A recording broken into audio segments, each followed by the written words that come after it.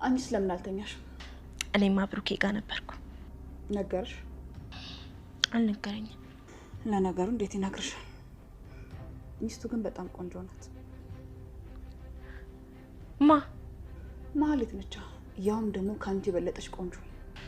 ምን ነው እኔንስ ቆንጆ ነሽ ትኛል ነበር እንዴ? ለሀብታም ድርሻለሁ ስትያል ነበር። ቅድስት ማለት ቆንጆ ናት ማለት እኮ አንቺ አስቀያሚ ነሽ ማለት አይደለም። እሺ ይሆናልሽ። ለማንኛውም መሽቷል። ቆይ አንዴ ቅድስት፣ የመድብል በር ክፍትና ዝግ መሆኑን አረጋግጭልኝ። እሺ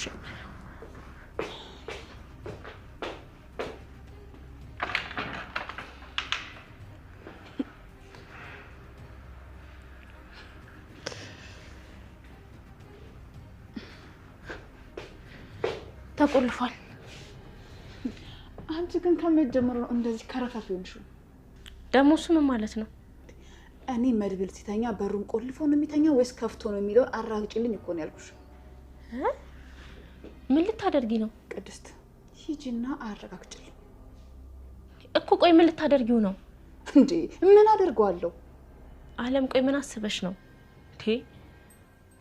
አለም ባክሽ ከመድብል ጋር ንክኪ ይቅረብሽ።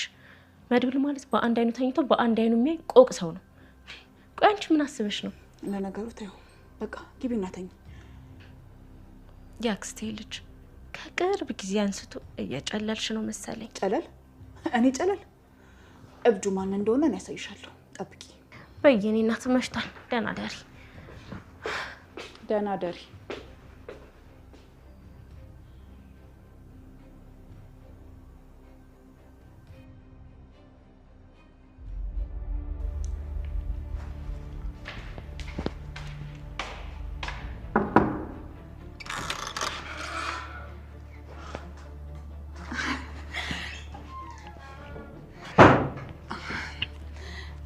መድብል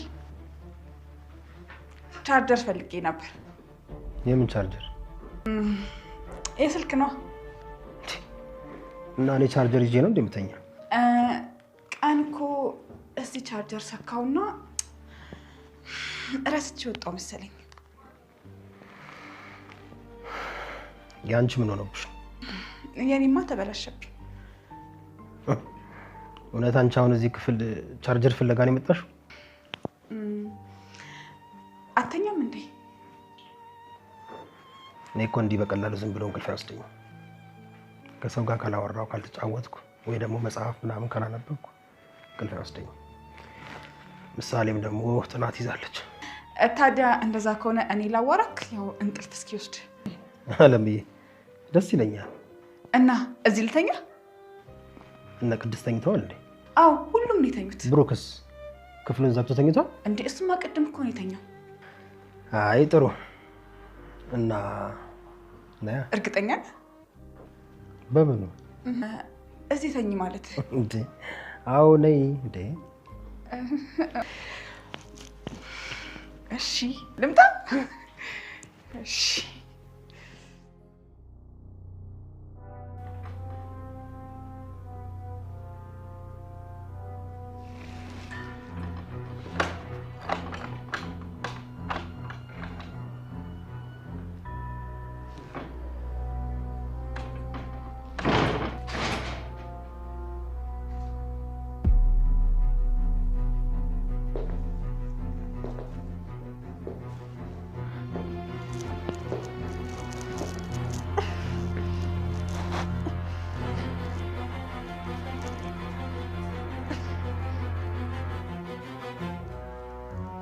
ማነህ?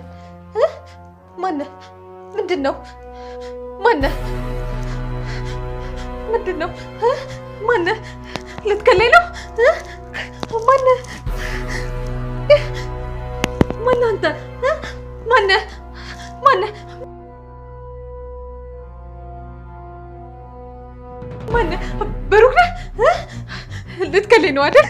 ልትገለኝ እባክህ።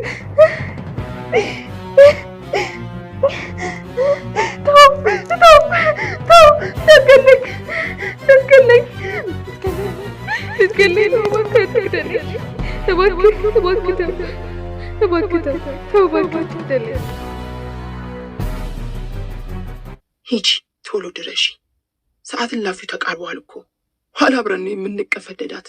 አዎ ፈጠን በይ። ወንድም እህቶችሽ ከፊትም ሆነ ከኋላሽ የሉ። ታዲያ ምን ይጎትትሻል? ገስግሽ የኔ ወርቅ። ተሰማን ከምድረ ገጽ እናስወግደው። በቶሎ ካደረሽኝ ዳትሰኒ ሙች ጎማሽ ስር ዘርግቼ ነው በላው የምትሄጅበት። በይ ግፊ። ካስመለጥሽኝ ግን ገድል ነው የምዶልሽ። እኔ ዲና ምን ተዳይ ግን አምንሻለሁ። በይ ሳቢ።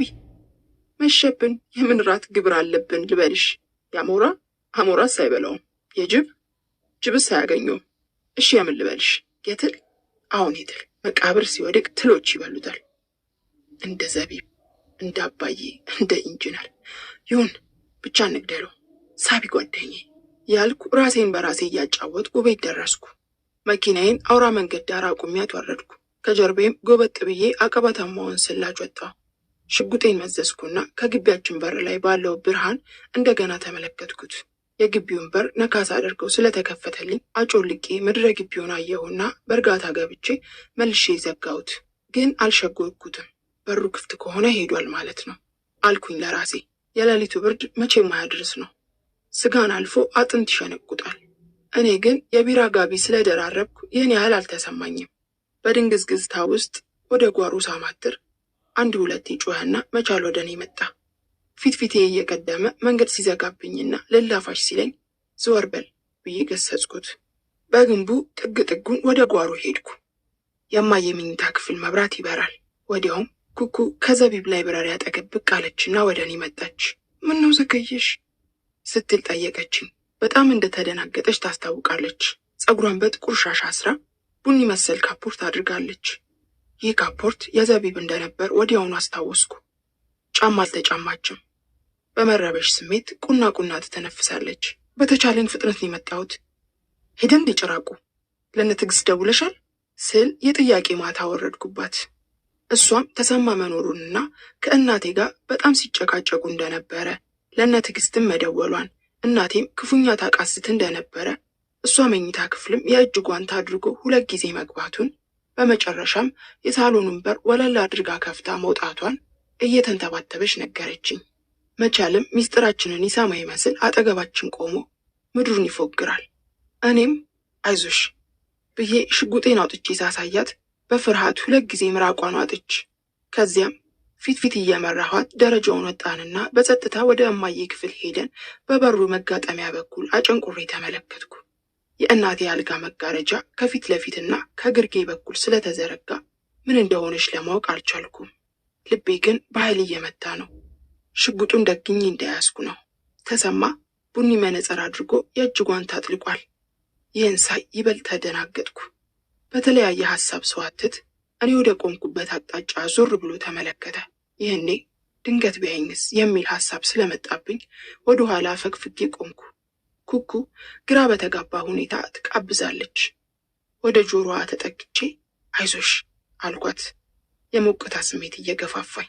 ምንም ያህል ሳይቆይ የበሩ ቁልፍ ከውስጥ ይቅለጨለጭ ጀመር። ኩኩ ፈጠን ብላ ወደ ግራዋ ስትሄድ እኔ ግን ሽጉጤን በሁለት እጆቼ ደግኜ ይዤ ቋንጄን ሸብረክ አድርጌ በተጠንቀቅ ቆምኩ። ሞቅታው እያጀገነኝ። ተሰማም አይኑን አፍጥጦ ብቅ ሲል ፊት ለፊት ግጥምጥም አለንና እንዳትንቀሳቀስ እጅ ወደ ላይ ስል ጮህኩበት። በግራ እጁ የያዘውን ጥቁር ቦርሳ ወለሉ ላይ ጥሎ እጆቹን አነሳ። ሰውነቱ በፍርሃትና በድንጋጤ ይርገፈገፋል። ፊቱ አመድ ለብሶ ክው ብሎ ደንግጧል። 2 እርምጃ ወደ ኋላ ተራመድ ስል ኮስተር ብዬ አዘዝኩት። እንዳልኩት አደረገ። በሩንም በቀኝ እግሬ ገፋ አድርጌ ወለል እስኪል ድረስ ከፈትኩት። ወደ ግድግዳው ተጠጋና ፊትህን በመስኮቱ አፍዛዥ አዙረህ ቁም። ሆኖም ግን እነቃነቃለሁ ወይም ተገላምጬ ያለው ብትል በህይወት ፍረድ። ምላጩን መሳብ ብቻ ነው የሚቀረኝ አልኩት በማስፈራራት አይነት። ምንም ሳያንገራግር እንዳልኩት አደረገ። ይህኔ ኩኩ ስትፈራ ስትቸር መጣችና በበሩ በኩል አንገቷን አሰግጋ አየችኝ። ምን ነው የት ሄድሽ ስላፈጠጥኩባት መልስ ሳትሰጠኝ ሰውነቷ በፍርሃት እንደራደ በሩ ጋር ቆመች። ልብስህን አንድም ሳታስቀራው አላልቅ ብዬ ካዘዝኩት በኋላ እማዬ ብዬ ተጣራሁ። አልመለሰችልኝም። ደግሜ ተጣራሁ። አሁንም እንደዚያው ነው። ኩኩን ሂጂና ግርዶሹን ግለጪው ልላት ከጀለኝና መርበትበቷን አይቼ ካፌ መለስኩት። ተሰማ በመጀመሪያ ኮቱን፣ ከዚያም ጫማውን፣ ሱሪውን፣ የእጅ ጓንቲውን አውላለቀና መነጸሩንም ካይኑ ላይ አንስቶ ሹራቡንና ካናቴራውንም አውልቆ በሙታንታው ብቻ ቆመ። በል መጋረጃውን አንሳው ስል ፊቴን አክፍቼ አዘዝኩት። ሰራ አካላቱ ንዳድ እንደያዘው ሰው እየተርገፈገፈ ግርዶሹን ወደ ግራ አሸረገገው። በል አሁን ሂድና ፊትህን ወደ ግድግዳው አዙረህ ተንበርከክ አልኩት። ሄዶ ሲንበረከክ ወደ እናቴ አልጋ ቀረብ ብዬ ተመለከትኳት። ፊቷን ወደ ግድግዳው መልሳ ኩርትም ብላ ተኝታለች። ላይዋ ያለ ስርዓት የተከመረውን ብርድ ልብስና አንሶላ ከኪሴ ባወጣሁት መሐረብ እጄን ሸፍኜ ገለጥለጥ አደረግኩት። አካላቷ በደም ሹቋል። ሰውነቴን አንዳች አይነት ስሜት ወረረኝ። ያ የሚያምር ጸጉሯ ግራና ቀኝ ተዘናፍሎ ትራሱ ላይ ወድቋል። አንገቷ ላይ ባሉት ውጎች አሁንም ደሟ እየፈሰሰ ነው። ደረቷ ላይ፣ ሆዷ አካባቢ ብዙ ቦታዎች በጩቤ ተጨቅጭቃለች።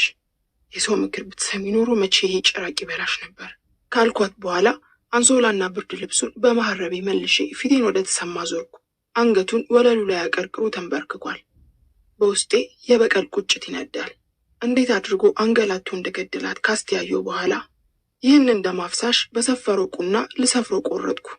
ስጋውን እንኳ በካራ እያወራረድኩ ለመቻል ብሰጠው ያረገዝኩትን ቂም እንደማይገላግለኝ ያውቃለሁ። ዛሬ በለስ ቀንቶኝ ጥርሴ ንክሻ ውስጥ ገብቷል። ፊቴንም ወደ እሷ ዞርኩና ጥቂት ጥያቄዎችን አቀርብልሃለሁ፣ ትክክለኛ መልሶች እንድትሰጠኝ ይሻለሁ። አለበለዚያ ግን አላግጥብሻለሁ ብትል ውርድ ከራሴ ነው። ነፍስህን ብታተርፍ ይሻላል። ወደ ጣቢያ በተደጋጋሚ ስለደወልን አሁን መጥቶ ይወስደዋል ካልኩት በኋላ ወደ በሩ ጋር ሄጄ በኩኩ ጆሮ ትንሹን የእጁን ቴፕ ይዘሽ ቶሎ ነይ አልኳት። ወዲያው በስተግራ ወደ ሳሎን ሄደችና ቴፑን አምጥታ ሰጠችኝ። ከመረበሿ የተነሳ እስካሁን ድረስ ባዶ እግሯን ነች። ለመሆኑ ምን አድርጋህን የገደልካት? በእንዴትስ ያላኳዋን ስል ጠየቅኩት። እየቀረስኩት መሆኔን አልተገነዘበም። ምንም ያደረገችኝ ነገር የለም። ስጭኝ ያልኳትን ገንዘብ በሙሉ ልትሰጠኝ ባለመስማማቷ ባነሳነው ጠብ ነው። በቦርሳ ያለው ምንድን ነው ስል ፈጥኜ ጠየቅኩት። ገንዘብና ጌጣጌጥ ነው፣ ልታዩ ትቻልሽ። ግድ የለም ቆይቼ ፖሊሶቹ ሲመጡ አየዋለሁ አልኩት በማረጋጋትና በማግባባት አይነት። በዘቢብ ጊዜም ተንቀዥቅዤ ነው በአንገቴ ገመድ ያጠለኩት። በዚህ ቦርሳ ውስጥ ከያዝከው ጋር ከእናቴ በየጊዜው ወሰድከውን ገንዘብ ምን ያህል እንደሆነ ንገረኝ። ብዙ ነው፣ አሁን በትክክል ላስታውሰው አልችልም። እንዲህ አይነት የሞኝ ጥያቄ ባልጠየቅ ደስ ይለኛል። ያም ሆነ ይህ አባታችሁ ከመሞቱ በፊት ወደ 10,000 ብር በጥሬ ገንዘብ፣ ከሞተም በኋላ 7,000፣ እንደገናም ዘቢብ ለሰባበራት መኪና የማስጠገኛ 3,000፣ በየጊዜውም ጥቂት ሺህ ብሮችን ወስጃለሁ። አሁን ደግሞ ቦርሳ ውስጥ ወደ 17,000 ብርና ጌጣጌጦች አሉ አለኝ ትንሽ እንደመረጋጋት ብሎ። እላፊ ቃልህን አቁም። ለተጠየቅከው ብቻ ቀጥተኛ መልስ ስጥ። ዘቢብን በእነ ሞገስና በመስሪያ ቤት ባልንጀራው በኩል እንዳስገደልከው መርማሪዎቹ ተናግሯል። ምንም ዋስ ብትለቀቅ። እሱስ ምን አለ? እንዳትዋሸኝ። ያዋረደኝ ውርደትና ያከናነበኝ ቅሌት ይተህ አልነበረውም። ሞገስ ያንቺ ወዳጅ መሆኑን ሰምቼ እንደምንም በእጅ ያገባሁት።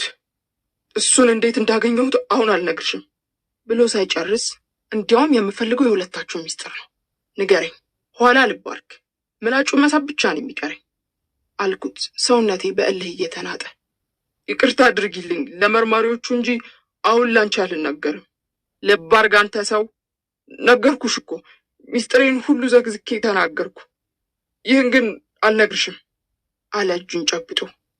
እኔም የሆዴን በሆዴ ይዤ እሺ፣ እሱንስ መርማሪዎቹ ጋር ስትቀርብ ሳትወድ በግድህ ሴራችሁን ትዘገዝጋታለህ። አሁን ግን እንዴት ባለ ሁኔታ እንደገደላችሁት ንገረኝ አልኩት እንደ መጮህ እየቃጣኝ። ተሰማም ጥቂት ቆይቶ ነገር አሰላስሎ እኔና ትልቁ ልጄ ዘቢብና የመስሪያ ቤት ጓደኛው ይጠጡበት ከነበረው ሆቴል አጠገብ ሰዋራ ቦታ ላይ ከሞገስ በተዋስኳት መኪና ውስጥ ሆነን ጥግ ይዘን ጠበቅ ነው። የዘቢብ ጓደኛን ቀደም ብዬ በገንዘብ ኃይል በእጄ ስላደረግኩት ሳያንገራግር በሀሳቤ ተስማምቶ ስለነበር ናናው እስኪዞር ድረስ አጠጥቶ ከምሽቱ 5 ሰዓት አካባቢ ይዞት ወደኛ መጣ። ወዲያውም ሳያስበው ማንጀራቱን ካሉት በኋላ መኪና ውስጥ አስጨንቀው አስገቡት። ወደ አቃቂ መስመር ተጓዝንና አንድ ሰዋራ ቦታ ላይ ገደሉት። እነሱ እዛው ሊተው ታስበው ነበር። እኔ ግን ቤቱ በራፍ ላይ እንዲጥሉት ከነገርኳቸው በኋላ ትቻቸው ወደ ቤቴ ተጓዝኩ።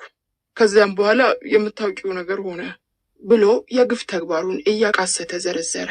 እኔም ቀደም ብዬ ስጠይቀው ያልመለሰልኝ ጥያቄ በመድገም እንግዲህ ውርደት ሳይከተልህ ሞገስን እንዴትና በማን በኩል በእጅህ እንዳስገባኸው ንገረኝ፣ አለበለዚያ ቃታውን መሳቤ ነው። ስለዛ ሻይሎክና ስላንተ ጥምረት ማወቅሻለሁ። ንገረኝ አልኩት በምሬት። ሳላስበው የድምፄ ቃና እየተቀየረ ኩኩ በሩ ላይ ቆማ እያነባች ነው። አይኗ አንዴ እኔ ላይ፣ አንዴ ተሰማ ላይ፣ አንዴ ደግሞ ወደ አልጋው ይቃብዛል። ያንን አንድ ጊዜ ተናገርኩ መሰለኝ። ባጭሩ ሞገስን ያሰናዳሁት አንቺን ለማጥፋት ነበር። ዳሩ ግን ልበቢስና ሆዳም ስለሆነ አልተማመንኩበትም። ይህ አይበቃሽም?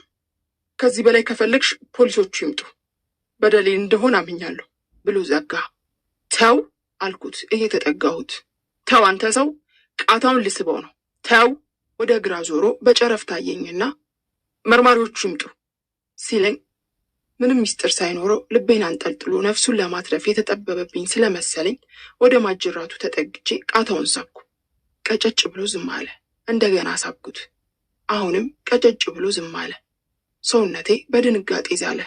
ተብረከረኩ። ምንድነው እሱ እንዴ ብዬ ስጮህ ተሰማ በቅጽበት ዞር አለና እጄን በቡጢ መትቶ ሽጉጡን ሲያስጥለኝ ተስፈንጥሮ እማዬ አልጋ ስር ወደቀ። እግዚኦ! ከዚያም አንገቴን አንቆ ወለሉ ላይ ጣለኝ።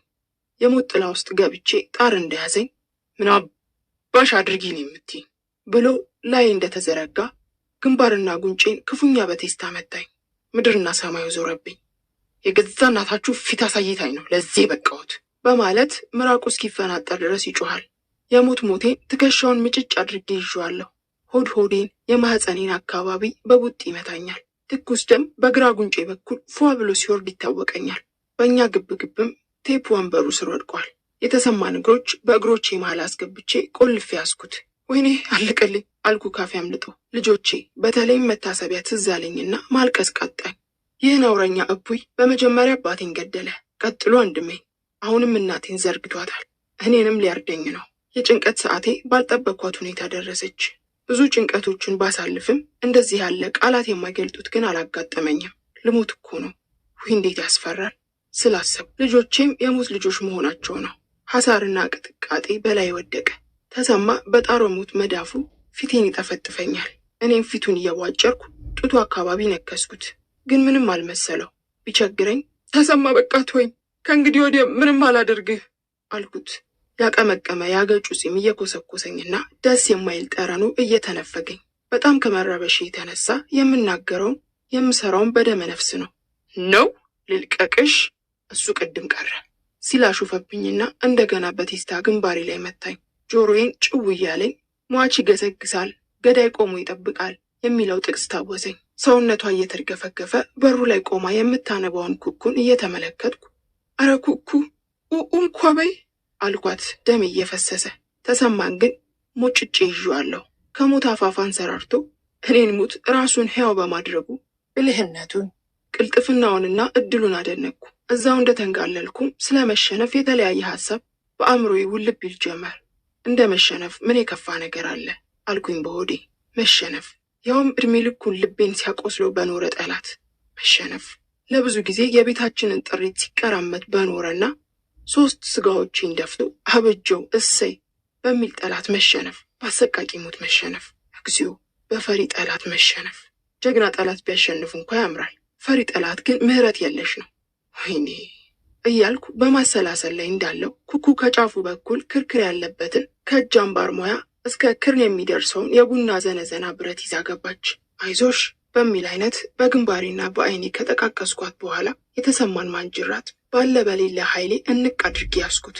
በመንቀጥቀጥ አይነት በአልጋ ላይ እንደምትራመድ ድመት ኮሽታ ሳታሰማ ቀረበችና ሰውነቷ እየራደ ራሱን 2 ጊዜ መታችው። የራስ ቅሉ እንዳታሙ ሲጮህ ይሰማኛል። ወዲያውም ደሙ በማጅር ግንዱ በኩል ፏ ብሎ ወረደ። ስሜቱን እንደተወጣ ወንድ በሰውነቴ ላይ ዙዋ ብሎ ተዘረጋ። ወደ ቀኝ ገፋ ባደርገው ዘንፈል ብሎ በጀርባው ተንጋለለ። ከተኛውበት ክርኔን ተመርኩዤ ተነሳሁና ወደ ጎን በአግርሞትና በፍርሃት ተመለከትኩት። አይኖቹ ደም ጎርሶ አፍጥጠዋል። ጫንጫን ይተነፍሳል። ከእጁ ላይ አውልቆት የነበረው ጓንት ከወንበሩ ላይ ወድቆ በራሱ በኩል ተጣጥፏል። እሰይ አልኩኝ ደጋግሜ። ኩኩ ዘነዘናውን እንደያዘች ቆማለች። ሰውነቷ አሁንም በወኔ ይንቀጠቀጣል። አፏ ክቡ ብሎ ደርቆ በጣም ታስፈራለች። በጣም ስላስደሰተችኝ በልዩ ከበሬታ አየኋትና ተነሳሁ። እቅፍ አድርጌ የምስማትንም ሳላቅ ሰውነቷን ሁሉ ጨመጨምኳት። ፍጡነ ረድኤት ስለሆነችኝና ከጉድ ስላወጣችኝ በቀሪው ሕይወቷ ያሻትን እንደምፈጽምላት በልቤ ቃል ገባሁ። እንደገና ቁልቁል ተሰማን ተመለከትኩት። ራሱን አንዴ ወደ ቀኝ አንዴ ደግሞ ወደ ግራ ያዟዙራል። እግሮቹንም በጣር ያወራጫል። ወደ አልጋው ስር ሄድኩና የወደቀውን ጅብ አስፈጅ ሽጉጥ አነሳሁት። እዛው ወለሉ ላይ ሰባብሮ የሚል ሐሳብ መጣብኝ። እንደገና ወደ ተሰማ ቁልቁዬ ቃታውን ሳብኩ። አሁን የሚያው ቀጨጭ ነው የሚለው ቢቸግረኝ ካርታውን ስቤ ተመለከትኩና እንደገና ጎረስኩት። መሳሪያው ግን እንደተቀባበለ ነው። አሁንም ሳብኩት። ያው ቀጨጭ ነበር። ወደ ግራና ቀኝ በማገላብጥበት ጊዜ ግን አይኔ አንድ ነገር ላይ አረፈና የመገረም ሳቅ እየተናነቀኝ ራሴን ወዘወዝኩ። ለካንስ መጠበቂያውን እንደዘጋሁት ነበር።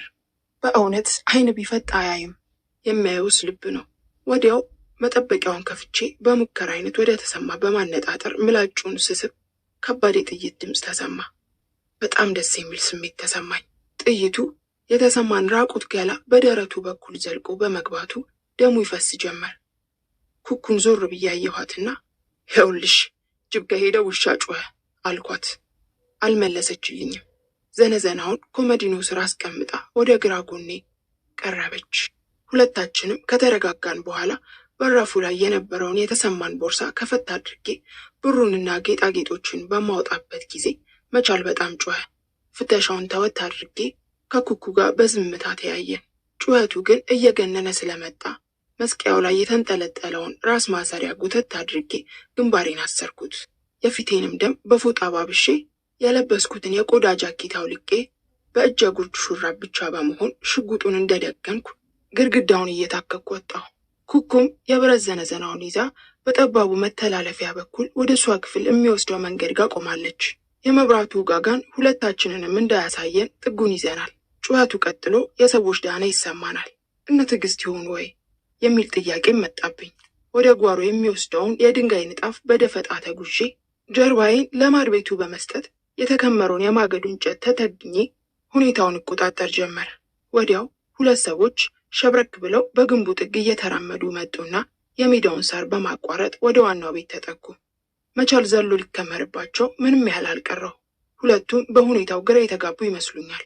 ሳያዩኝ በጓሮ በኩል ፈጠን ብዬ በመዞር ከፊት ለፊታቸው ድንገት መጥቼ ሁለታችሁም ቁሙ፣ ተበላሻችሁ ስል እንደ ብራቅ አንባረኩባቸው። ሆኖም ግን ሊሰሙኝ አልፈቀዱም፣ ፈረጠጡ። ይህኔ ሽጉጡን በሁለት እጆቼ በመያዝ አነጣጥሬ ሁለት ቃታ ሳብኩ። ሁለቱም እየተፈናጠሩ ፍንችር ፍንችር ሲሉ ይታዩኛል። እየተንደረደርኩ ሄጄ በቅርብ የወደቀውን አየሁ። የተሰማ ትልቁ ልጅ ነበር። ወደ ማጅራቱ ጋር ስለመታሁት መልስም ምንም ሳይተነፍስ በደረቱ ተደፍቷል። በግራ ጣቱ ላይ የዘቢብን ቀለበት አይቼ ከንፈሬን በእልህ ነከስኩ። ወደ ሌላኛው ሲሄድ ግን እያንቋረረ ነበር። ክንዴን ክንዴን ይላል እየደጋገመ። ሽጉጤን ሽንጤ ላይ ከትቼ ማንቁርቱን አንቄ በማርገፍገፍ ምንድናችሁ ቶሎ ንገረኝ ስላፈጠጥኩበት ሰውነቴን ሁሉ አንድ የማላውቀው ስሜት ይንጠኛል። ጋሼ ተሰማ ነው አለኝ እያቃሰተ። እሱ ነው ለዚህ ያበቃኝ። አንገቱን አንዴ ወደ ግራ አንዴ ወደ ቀኝ ያዟዙረዋል። እኔም የሸረቡት ሴራ ሊኖር እንደሚችል ጠርጥሬ ኩኩን ጠራኋትና አፋፍሰን ወደ በረንዳው ወሰድ ነው። ልጁን ከዚህ በፊት ያየሁት ይመስለኛል። ዳሩ ግን በግለት ላይ ስለሆንኩ ላስታውሰው አልቻልኩም። ግድግዳውን ካስደገፍኩት በኋላ አንተ ማነህ? ምንስ ልታደርጉ ነው የመጣችሁት? ስል መልሼ አፋጠጥኩት። እኔ እኮ የዘቢብ ጓደኛ ነኝ። ጋሽ ተሰማ ዕቃ ትወስዱልኛላችሁ ብሎን ከልጁ ጋር ቀጥሮን ስለዘገየብን ነው ግቢ የገባ ነው አለኝ። ይህኔ ከተሰማ ልጅ ጋር ተረዳርቶ ዘቢብን የገደለው የመስሪያ ቤት ጓደኛው መሆኑን ተረድቼ እንዴት ለብር ብለህ ወንድሜ ትገለዋለህ ስላስልች አፋጠጥኩት። እሱም ጥቂት ቆይቶ ተይኝ፣ ተሳሳትኩ፣ እነሱ ናችሁ ያሳሳቱኝ፣ አሁን ሐኪም ቤቱ ሰጂ ተሰማ የፈጸመውን ሁሉንም ነገር ዘከዝካለሁ አለና ወደ ቀኙ ፍንግል አለ። ቆይ ትሄዳለህ አልኩና ቁጢጥ ካልኩበት ተነስቼ ቁልቁል ተመለከትኩት። እርግጥ የተመታው ብራኳው ላይ ስለሆነ ሊድን ይችላል። ግን ለምን? የኔ ዘቢብ እኮ አይኖቹን ግራ ቀኝ እያንከራተተ እባካችሁ አትጨርሱኝ እያለ ሳይማጸናቸው አይቀርም። እነሱ ግን ያለ ርኅራሄ በጩቤ ጨቅጭቀውን የገደሉት። ስለዚህ የዚህም ልጅ ተማጽኖ ጨርሶ አላባባኝም። ሽጉጡን ከሽንጤ ላይ መዘዝ ሳደርግ አይቶ እባክሽ ተይኝ ብሎ ሳይጨርስ ዘቢብም እንዲሆን የተሰቃየው አልኩና ደረቱ ላይ አንድ ጊዜ መታሁት። ሁኔታውንም በደንብ ሳላጤን ወደ ተሰማ ሄጄ ባየው ጨርሶ ሞቷል። አካባቢው፣ ግቢው ፍጹም ጸጥታ ሰፈነበት። ሁሉም ነገር በእኔ ድል አድራጊነት ተፈጸመ። ጠላቶች ያፈርልሰዋል፣ ዶግ አመድ ሆነዋል። ታላቅ ፍጅት በግቢያችን ተከናውኗል። ያወደሙን ወድመዋል። ከእንግዲህ ወዲያ የእነሱ ተግዳሮት ዳግም እንደማይመጣ አስቤ ሁለመናዬን የእረፍት ስሜት ወረረው። ብድር በምድር ነው። በእኛ ላይ ሲያሽሟጥጡ የነበሩትም በተራቸው ደረታቸውን ይልቁ። መቼም የተዘፈነበት ቤት መለቀሱ አይቀርም። ወደ እናቴ መኝታ ክፍል ሄጄ አየኋትና በአሳዛኝ አወዳደቁ አዘንኩ። ላጎቴም ላክስቴም ስልክ ደውዬ ሁኔታውን በጥቅሉ ነገርኳቸውና የቀዳሁትን ቴፕ ከፍቼ ማድመጥ ጀመርኩ። ኩኩ ዲዳ ሆናለች። ከውጭ የመኪናና የሰዎች ድምፅ ይሰማል። አሁን ስለ መኪናም ስለ ልጅም ስለ ስራም ስለምንም ደንታ የለኝም። ጠላቶቼ ሁሉ ተፍገምግመው ጉድፍ መጣያ እንደወደቀ ቆሻሻ ስለተረፈረፉ ተደስቻለሁ። አበሳዬ አብቅቷል። የበቀል ጥሜም አክቷል። ወደ በሩ ጠጋ ብዬ ስመለከት አውቶማቲክ መሳሪያ የደገኑ ፖሊሶች በተኮሳተረ ፊት በቅልጥፍና ወደ በረንዳው ተጠግተው እጅ ወደ ላይ፣ እጃችሁን ስጡ እያሉ በመደጋገም ጮሁ። እኔና ኩኩ ግን ከክፍል ሳንወጣ ዝም ብለን እንደተጠባበቅናቸው እየተጣደፉ ገቡና ትንሿን ክፍል በሚያስገርም ቅልጥፍና በቁጥጥራቸው ስር አደረጓት። ከውጭ ንግግር ይሰማኛል። ወዲያውም የመቶ አለቃውና አንድ የ50 አለቃ ፊታቸውን አጨፍግገው ግራና ቀኙን እየተገላመጡ ገቡ። የመቶ አለቃውም ሰዓቱን ተመልክቶ ምንድነው ይሄ ሁሉ ጉድ አለና አፉን ያዘ። ጥያቄ ሳይሆን አግርሞት ነበር። ከመጤፍ ስላልቆጠርኳቸው ጸጥ ብያለሁ። ሁሉም ድንግርግር ብሏቸዋል። የ50 አለቃው በእጁ ምልክት እንዳሳያቸው ቤት ገብተው የነበሩት ፖሊሶች በገቡበት አኳኋን ወለቅ ወለቅ አሉ። በሙሴ ተደግፋ የገባችው ትዕግስትም ገና በሩን አልፋ የእማዬን ሬሳ የአልጋዋን በደም መበከል የተሰማን መዘርጋት ተመልክታ ወይ እናቴ ብላ ወደ አልጋው ስታመራ የመቶ አለቃው የለም ብሎ እጇን ቀብ አደረጋት። በጉልበቷ ተንበርክካ ማልቀሷን ቀጠለች። በሌላ በኩል ቴፑ ይለፈልፋል። ፈጠን ብለህ እንዴት እንደገደልካት ጥቀስ። የኔ ድምፅ ይሰማል። በገንዘብ ጉዳይ ነው ይላል ተሰማ። የሞገስና የኔን ሚስጥር አልነግርሽም። የመስሪያ ቤት ባልደረባውም አለበት። አቃቂ ገደሉት። ቤት እንዲጣል አስደረግኩ። መርማሪዎቹ የተምታታባቸው በእናተው አሻራውን የማጥፋት ሁኔታ ይመስለኛል። በቃኝ፣ ከዚህ በላይ አልነግርሽም እያለ ሲለፈልፍ የመቶ አለቃው ተመለከተኝና ምንድነው ይሄ ሁሉ ሲል በፈራ ተባ ጠየቀኝ። ጥቂት ቆይቼ ገሃድ ነው፣ እንኳንስ መርማሪ ፖሊስ ተራማይም ያውቀዋል። አባቴ ሲያጣጥር ወደ እናቴ እየተመለከተ እግዜር ይፈርድብሻል ያለው ተፈጸመ። ይኸው ተሰማም እናቴን አርዶ ሲወጣ ደርሼ መታሁት። 2 ግብረ አበሮቹም ለግድያና ዝርፊያ ሲመጡ አልኩት። ከተከፈተው ቦርሳ ወደ ውጭ የወጣውን ብርና ጌጣጌጥ በጣት እያሳየው ዋጋቸውን ተቀበሉ። እናንተም አውቃችሁም ሆነ ሳታውቁ እኔን ጥፋተኛ ያደረጋችሁን ከንቱ ሆነ። በሰለጠነው ዓለም ቢሆን ኖሮ አንተ ከነሻ አለቃ ነገ ጧት የሥራ መልቀቂያ ደብዳቤን ይዘህ ነበር ቢሮ የምትገባው። ቢያንስ ተሳስተናል ለማለት አልኩት፣ ቁጭት እየተናነቀኝ። አስገራሚ ሴት አለ መቶ አለቃ ራሱን አቀርቅሮ እየነቀነቀ። እኔ ግን አልተንበረከኩላቸውም። ራሴን ቀና አደረግኩ።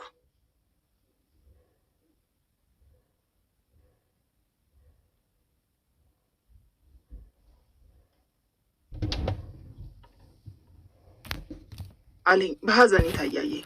ጊዜ አላጠፋሁም። የብረት ሳጥኑንና መሳቢያውን ከቆላለፍኩኝ በኋላ ቦርሳዬን ይዤ ተነሳሁ። እርሱ ከሌሎች ፖሊሶች ጋር በትልቁ ቶዮታ ገብቶ ፊት ሲሄድ እኔም በቢጫ ዳትሰኔ ተከተልኩ። መርማሪዎቹ ዘንድ እንድቀርብ የተነገረኝ በ8 ሰዓት ነበር። ሆኖም ግን ሁኔታቸው ስላላስደሰተኝ አልሄድም ብዬ በራሴ ወስኜ ነበር። ዳሩ ግን የመቶ አለቃው ቢሮዬ ድረስ ስለመጣ ሳልወድ በግዴ ለመሄድ ተነሳሁ።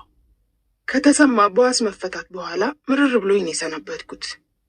ነዘርባብ እንደነደፈው ውስጡን ተለብልቤያለሁ። ከትዕግስትና ከሙሴም ጋር እንደ ወትሮ ሆድ ለሆድ ተቀራርበን መወያየት አልቻልንም። እነርሱ በገለልተኛ አቋማቸው ቤታቸው ሲከተቱ፣ እኔም ከልጆቼና ከፀሐይ ባለ ግሮሰሪዋ ጋር ከስራ ሰዓት ውጭ ያለ ጊዜን አሳልፋለሁ። አልፎ አልፎም አጎቴ ይመጣል። አንዳንዴም እማዬ ጋር ጎራ እያልኩ ጠይቃታለሁ። እግረ መንገዴንም ከኩኩ ጋር ስለ አንዳንድ ሁኔታዎች እንወያያለን። ብዙውን ጊዜ በሐዘን ተኮራምታ ነው የማገኛት። ተሰማ ከተፈታ በኋላ በገሃድ ቤት ድረስ መጥቶ እግዚአብሔር ያጽናናሽ ብሏት እንደሄደም ነግራኛለች። በእንደዚህ አይነት ሁኔታ ውስጥ እያለው ነው እነዚህ ፉዞ መርማሪዎች ትኩረታቸውን በሙሉ በእኔ ላይ ጣጥለው በጥልቀት ሊመረምሩኝ የተነሱት። ነገሩን ባሰላሰልኩት ቁጥር በብዙ ጥፍ በግናለሁ። እንደ ጠረሰ ማጭድ ሆኜ በመቅረቴ ለራሴ ያዘንኩ። በቤታችን ላይ የተፈጸመውን እንቆቅልሽ መፍታት አቅቷቸው በከንቱ የሚደክሙትና የሚያደክሙኝ መርማሪዎችም በአንድ በኩል ሲያሳዝኑኝ፣ በሌላ በኩል ጠላኋቸው፣ ናኳቸውም። እኔን ወንጀለኛ በሚያደርግ ሁኔታ ነገሮችን እያሰማሙና እያኳኳሉ ሲያቀርቡትም ከብሽቀት የተነሳ ከት ብዬ ስቅባቸዋለሁ። ብዙ ሊሰሩ የሚችሉና ጭንቅላት ያላቸው ልጆቿን በግፍ ተነጥቃ በእንደዚህ አይነቶቹ ደናቁርት እጅ ላይ ወድቃ አጓጉል በመሆኗም በሀገሪቱ የወላድ መሃንነት እጅጉን አዘንኩ። ምርመራ ክፍሉ እንደደረስን እማዬን፣ ትዕግስትንና ሙሴን አገኘኋቸውና ሰላምታ ተለዋወጥን። እነሱ ምርመራቸውን ጨርሰው ሲወጡ ነው እኔ ደረስኩት። አንዳንድ ነገሮችን በጨረፍታ ከተነጋገርን በኋላ መቶ አለቃው እየመራኝ ወደ ክፍሉ ገባሁ። 3 ሽንጣ ረጃጅም ጠረጴዛዎች በምስራቅ በሰሜንና በደቡብ አቅጣጫዎች ተገጣጥመው ተዘርግተዋል። የቀን መቁጠሪያ፣ ፖስተርና ሰንጠረዦች ግድግዳው ላይ ተሰቅለዋል። በሰንጠረዡ ላይ ምን ያህል ነፍሰ ገዳይ፣ ሌባና አጭበርባሪ እንደተያዘ የሚገልጽ ጠቋሚ አለ። ከበሩ አፍዛዥ የተቀመጡት የሻለቃ ማዕረግ ትከሻቸው ላይ ይታያል። 3 ጊዜ ለጥቂት ደቂቃዎች ያህል አነጋግረውኛል። ከፊት ለፊታቸው ካለው ጠረጴዛ ላይ ወረቀቶች ተከምረዋል። ከመቀመጫቸው በስተቀኝ 2 ስልኮች አሉ። በብርዕ ማስቀመጫው ላይ ቡኒና ጥቁር ቀለም ያላቸው ብርዖች ተሰክተዋል። ሌላ ሰማያዊ ብርዕ በጣቶቻቸው ይዘው በምገባበት ጊዜ ከእግር እስከ ራሴ ተመለከቱኝ። የመቶ አለቃውም ከሳቸው በስተግራ ካለው ጠረጴዛ ጋር ተቀመጠ። በስተቀኝ በኩል ሲቪል የለበሰ ደልዳላ ሰውዬና አንዲት ፀጉረ ከርዳዳ ሴትዮ ጎን ለጎን ተቀምጠዋል። ሴቲቱ በቀይ ብርዕ የሆነ ነገር እየጫረች ወረቀቱን ለሁለት አጥፋ በመቅደድ ግራና ቀኝ በመልኩ ታስቀምጠዋለች። እኔም ፈንጠር ብዬ ከተቀመጥኩኝ በኋላ ሻለቃው ጉሮሯቸውን ስለው ወይዘሮ ዲና ስለምን ቀጠሮ አታከብሪም ሲሉ ጠየቁኝ። እያንዳንዷን ቃል ረገጥ አድርገው እየተናገሩ ምላሽ አልሰጠኋቸውም። ወዲያውም አንዲት ሴትዮ ሻንጣ ይዛ መጣችና መቶ አለቃው ፊት ለፊት አስቀምጣ ልብሶች፣ ጫማ፣ ካልሲ ታወጣ ጀመረ። ልብሶቹ ሁሉ የዘቢብ ናቸው። ከሞገስ ያገኘኋት ወረቀትና ካሴቱ እንዲሁም ዘቢብ ወደ ካናዳ ለመሄድ አሰናዳው የተባለውን ዶሴ በመልክ በመልኳ ኖረችና በመጣችበት አኳኋን በእርጋታና በጸጥታ ወጣች። እናትሽም እህትሽም ሌሎቹም ትዕዛዝ ያከብራሉ፣ አንቺ ግን አሻፈረኝ ብለሻል። የአዝማሚያሽ ደግሞ ይብስ ሸምቀቆን ያጠብቅብሻል እንጂ አንዳች አይረባሽም በማለት ቀጠለ ታሪኩን ሻለቃው በሚጎተት አነጋገር። እኔም ለጥቂት ጊዜ በቆይታ ካሳለፍኩኝ በኋላ አሁን ለምንድን ነው የፈለጋችሁኝ ስል ፍርጥም ብዬ ጠየቅኳቸው። ሴቲቱም ቀና ብላ በአግራሞት አይታኝ አይኖቿን ሰበረች። የሰው ደም ፈሷል እኮ ምርመራ ላይ መሆንሽን መዘንጋት የለብሽም። እኛ እኮ እንደዚሁ የለቀቅንሽ ባስፈለገን ጊዜ ቀርበሽ ቃልሽን እንድትሰጪንና እንድትተባበሪን እንጂ ሌላ አማራጭ አተን አይደለም አሉኝ ሻለቃው አይናቸው በብሽቀት ድፍርስ እያለ። ይኸው መጣው እኮ የምትጠይቁኝን ጠይቁኝ አልኳቸው በተሰላች አይነት ሁሉንም አዟዙሬ እያየሁ። እንደዛ እኮ አይደለም አሉ ሻለቃው የማጅራታቸውን ግድ በነጭ መሐረብ እየጠረጉ። ሴቲቱም የፀሐይ ጨረር መከለያውን ዘርግታ ተመለሰች። ክፍሉ በጣም ይሞቃል። አንቺን ከምታህል ምሁር የሚጠበቅ አቀራረብ አይደለም ያለሽ። እናትሽንና እህትሽን ብታይ ኖሮ ትገረሚ ነበር። አቀራረብ ወሳኝ ነው። ምንም መልስ አልሰጠኋቸውም። ወለሉን እየተመለከትኩ ዝም አልኩ። የተጠቃቀሱትን አላውቅም። የመቶ አለቃው ብድግ አለና ከሻለቃው በስተግራ ካለው ጠረጴዛ ያቺን ወረቀት አነሳና ይህንን መቼ እንዳገኘሹ ብትነግሪኝ ሲል ጠየቀኝ። አፈር ብላልኩት በልቤ። ፊቴንም ቋጠር አደረግኩና ያነገርኩ መሰለኝ እኮ አልኩና ጊዜውን አስታወስኩት። እናትሽ አለኝ የመቶ አለቃው ወረቀቷን እንደያዘ። ይሄ የኔ ጽፈት ቢሆንም ያጻፍኩት ለዘቢብ ነው ብለዋል። ታዲያ እንዴት ከሞገስ ኪስ ልታገኙ ቻልሽ? ጽሑፉን ያሳየው እኮ እኔ ነኝ። አንተ ፈልገህ አላገኘኸውም። እሺ እሱስ ከየት የሚገኝ? ስለ ካሴቱ ምን አስተያየት አላችሁ አልኳቸው የምለውንም ሳላውቅ። ካሴቱን አምነንበታል። እንዲያውም ጥርጣሬያችንን ያሳደገው እሱ ነው አሉ ሻለቃው። መቼም ከሞገስ ጋር እስከ ቅርብ ጊዜ ድረስ በወዳጅነት እንደሰነበታችሁ የማትክጁ ጉዳይ ነው። ታዲያ በረቀቀ ዘዴ እኚህን ንጹሕ ሴትዮ ገና ለገና የእንጀራ እናቱ ናቸው በማለት እናንተ የፈጸማችሁትን የረቀቀ ወንጀል ከሻቸው ላይ ልትጥሉ ስትነሱ የስራችን ጸባይ ነውና ዝም ብለን አናይም። ሞገስ ደግሞ ከተሰማ ጋር የጠበቀ ግንኙነት እንደሌለው በተደጋጋሚ ገልጿል። እሱ ወንጀሉን መፈጸሙን ቢክድም በመኪናው ግጭትና በተሰባሰቡት የቴክኒክ መረጃዎች እጁ እንዳለበት ወደ ማመኑ ተቃርበናል። አሁን አንቺ ከሞገስ ጋር ይህንን ወንጀል ፈጽመሽ እንደሆነ ንገሪንና እንገላገል በማለት ምላሱን ማስረዘሙን ቀጠለ። እኔም እግሮቼን አነባብሬ ወቸ ጉድ ለመሆኑ ሞገስ ነው እንደዚህ ያለው ስል ጠየቅኳቸው። ይህንን እንኳ ልንነግርሽ አንችልም አሉን ሻለቃው ሁለንተናቸውን ከግራ ወደ ቀኝ እያዟዟሩ። ማስረጃዎቹ ግን አፍ አውጥተው እየመሰከሩ ነው። ስለዚህ በከንቱ ጊዜ ከምናቃጥል ንገሪን እባክሽ። እኔ እኮ የእናንተ ሀሳብ ጨርሱም ሊገባኝ አልቻለም አልኳቸው የእልህ ሲቃ ጉሮሮዬን እየተናነቀኝ። በቀደም ዕለት የሆዴን በሙሉ ዘግዝኬ ነገርኳችሁ። እናንተ ግን ይኸው እንደ ክፉ አድራጊ ትኮንኑኛላችሁ። አሁን እኔ ወንድሜን ዘቢብን እልህና የእንባ ትንቅንቅ በደንብ ሊያናግረኝ አልቻለም። ዘቢብን እገለዋለሁ ወይስ አስገድሏለሁ? ምን አለ በሐዘኔ ላይ ሌላ ስቃይ በቁስሌም ላይ እንጨት ባጨምሩብኝ። እንባዬ ሳላስበው ዝርግፍ ይል ጀመር። ወቸ ጉድ አሉ ሻለቃው። አሁን እስቲ አታልቅሺ። እድሜን ሙሉ እንደዚህ አይነት መላቅጡ የተፋ